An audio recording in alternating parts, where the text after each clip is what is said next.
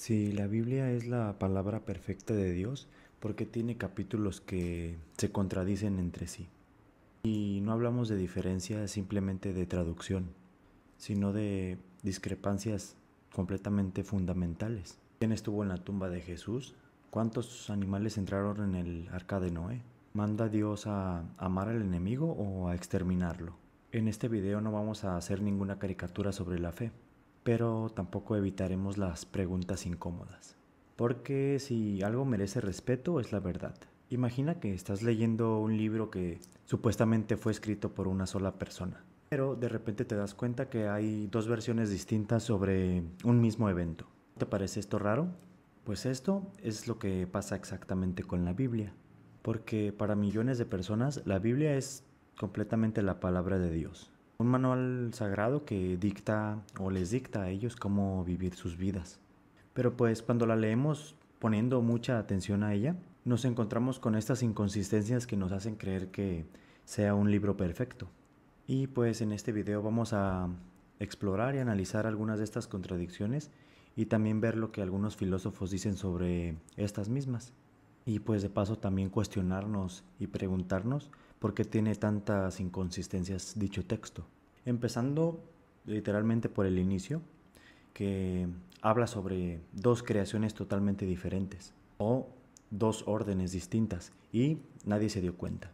Todos conocemos la historia de Adán y Eva, pero pues la gente pasa por alto que existen dos versiones de dicho acontecimiento, o bien dos versiones de la creación, y no coinciden ninguna con la otra. Empezando con Génesis 1. Dios crea el mundo en 6 días. Hace a los animales primero, luego como si fuera solo un mero detalle, hace al hombre y luego a la mujer, casi al mismo tiempo. Y tenemos Génesis 2. Aquí el orden cambia. Primero se crea Adán, después los animales, algo así como si Dios hubiera inventado a los animales como para hacerle compañía a Adán. Y finalmente como plan B, crea a Eva, de la costilla de Adán. Esto no tiene ningún sentido, ya que es como si en un examen hubiera dos respuestas correctas, la cual te dice que la capital de Francia puede ser París o puede ser Lyon, por ejemplo. Algunos teólogos tratan como de armonizar estos relatos, pero por ejemplo, es como decía Baruch Spinoza, estas contradicciones muestran que la Biblia fue escrita por varias personas, cada uno con su propio criterio y sus perspectivas diferentes, y no dictado por ningún Dios perfecto. Y como segundo punto, tenemos la genealogía de Jesús, o bien quiénes fueron sus abuelos. Mateo y Lucas nos dan listas completamente diferentes una de la otra sobre quiénes fueron los antepasados de Jesús, ya que Mateo 1 nos dice que Jesús desciende del rey David a través de Salomón, y Lucas 3 lo cambia directamente, hace descender de David, pero con otro hijo, Natán. Esto tendría credibilidad si siquiera los nombres se parecieran, pero por ejemplo es como si tu papá te dijera que tus antepasados eran piratas y tu mamá te dijera que eran científicos. David Hume, el filósofo escocés, lo resumió de esta manera. Si la Biblia fuera realmente divina, ¿no debería ser un poco más coherente en algo tan básico como la genealogía del Hijo del Creador? Como tercer punto, les quiero hablar sobre la resurrección de Jesús, el evento ahora sí que más importante del cristianismo. Pero aquí los evangelios no se ponen de acuerdo en quién era quien estaba en la tumba, ya que Mateo 28 dice que era un ángel sentado sobre una piedra. Marcos 16 nos dice que era un joven vestido de blanco dentro de un sepulcro. Lucas 24 nos dicen que eran dos hombres con ropa brillante. Y Juan 20 nos dice que no había nadie en la tumba, que María Magdalena encontró la tumba vacía y que se fue directamente a hablar con Jesús. Es como si, por ejemplo, tienes 4 amigos que te cuentan cómo estuvo la fiesta y uno te dice que había un DJ, otros te dicen no pusieron música, otros te dice había 2 DJs, otro simplemente te dice yo ni fui. Y esto, Voltaire, el maestro de la ironía, decía, la Biblia es una colección de relatos completamente humanos y no una revelación divina. Si Dios hubiera inspirado esta escritura, al menos hubiera corroborado o habría supervisado o chequeado los detalles.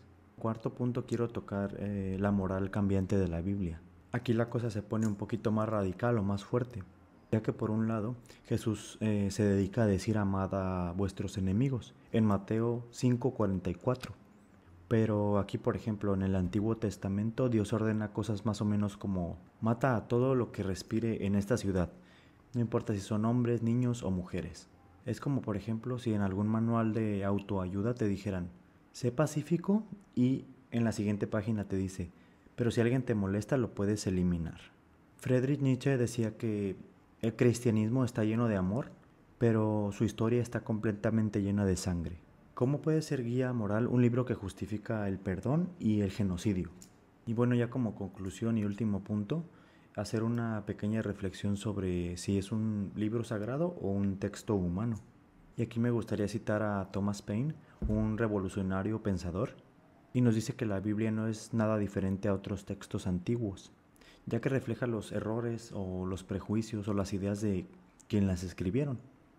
Esto no quiere decir que no tenga ningún valor literario o cultural, pero bien, si la leemos como un libro histórico o moral perfecto, aquí es cuando las contradicciones salen a flote. Me gustaría también saber tú qué opinas sobre estas contradicciones, si son un problema para la idea de que la Biblia es infalible o crees más bien que hay una explicación. Me gustaría leerlo en los comentarios. Y si te gustó este análisis, no olvides darle like también, ya que hasta nosotros los ateos necesitamos un poco de validación en nuestras plataformas. Bye bye.